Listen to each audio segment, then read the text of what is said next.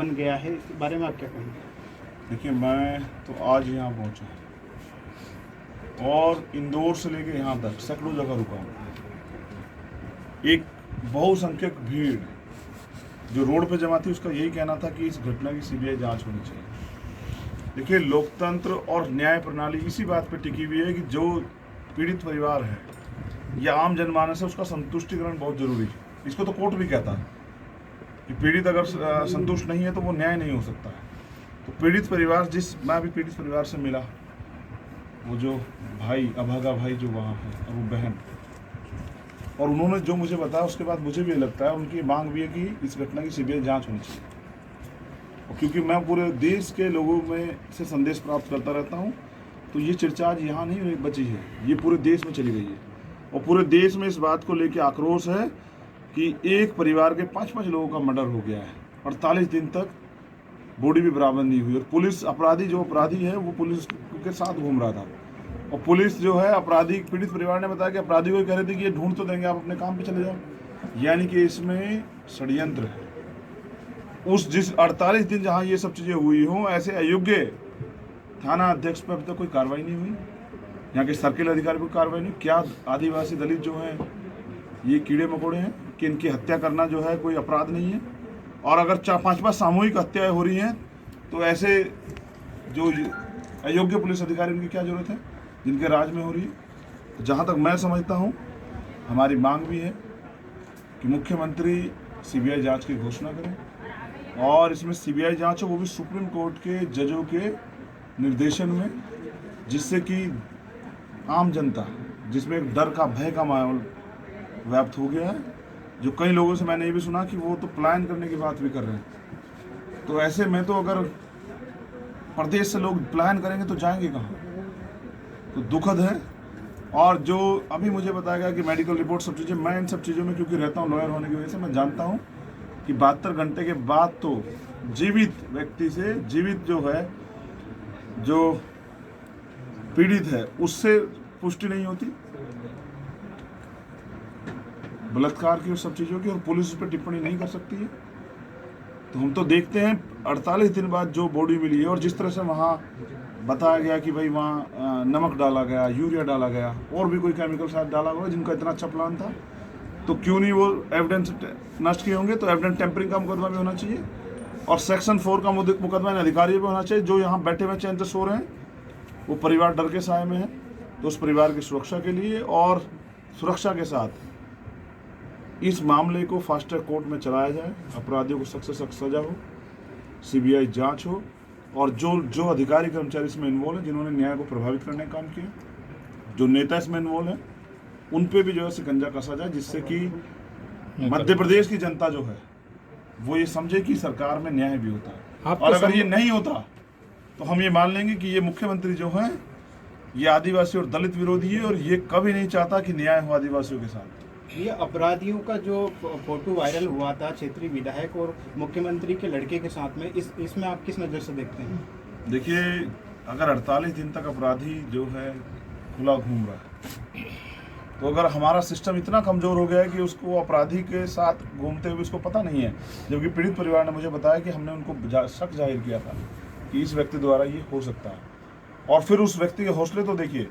उस पीड़ित बच्ची ने मुझे बताया कि वो हमसे भी कह रहा था कि तुम दोनों मेरे साथ चलो, किसी बाबा के पास जाके पता करके आएंगे, वो बता देंगे कि वो लोग कहाँ हैं। यानी कि इतना बड़ा घटना को अंजाम दिया गया, प्री प्लानिंग, और फिर उसको छिपाया गया। तो इसका मतलब ये अकेले कुछ लोगों का तो काम नहीं है, 4 लोगों के खिलाफ और उन्होंने शक जाहिर किया, उन पर कार्रवाई तक नहीं हुई, उनको तो पूछताछ के लिए भी नहीं बुलाया। तो कहीं ना कहीं सत्ता का संरक्षण अपराधियों को मिल रहा है, और मैं इस बात को पूर्ण बेहतर तरीके से समझता हूँ कि अगर अपराधियों को सत्ता का संरक्षण होगा तो अन्याय बढ़ेगा। कल किसी और परिवार के साथ होगा तो हम ये आज इसलिए लड़ रहे हैं, कल किसी और परिवार के साथ ये ना हो। और ऐसी कानून व्यवस्था क्या फ़ायदा जो न्याय नहीं दिला सकती हो? ये इतनी मोटी मोटी तनख्वाह लेने वाले अधिकारी कर्मचारी किस लिए हैं?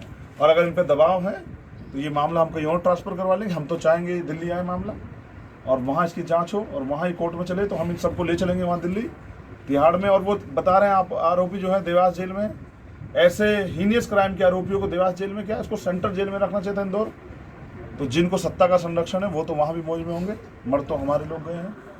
और मैंने कहा कि वो तेजाब और वो यूरिया और वो नमक जो है उन बच्चियों पे नहीं, वो हमारे पूरे समाज के ऊपर फेंका गया है और हम इसको, इस दर्द को भूलेंगे नहीं जब तक उनको सजा नहीं मिलेगी। जबकि स्थानीय मीडिया ने ही इस मामले को उठाया, क्या कहेंगे आप? मैं स्थानीय मीडिया का धन्यवाद करता हूं, लेकिन मैं जहां मैं रहता हूं दिल्ली में, वहां अगर नाली का वो भी हट जाए तो भी चर्चाएं होती है, डिबेट होती है। अगर कोई स्टेटमेंट दे तब डिबेट होती है, लेकिन 5 लोगों की हत्या हुई और मेन स्ट्रीम मीडिया चुप है, वो कोई चर्चा नहीं कर रहा है। क्या मानव अधिकार आयोग कहाँ है आज? सारे नेशनल न्यूज चैनलों पे खबर चल रही है। महिला आयोग कहाँ है?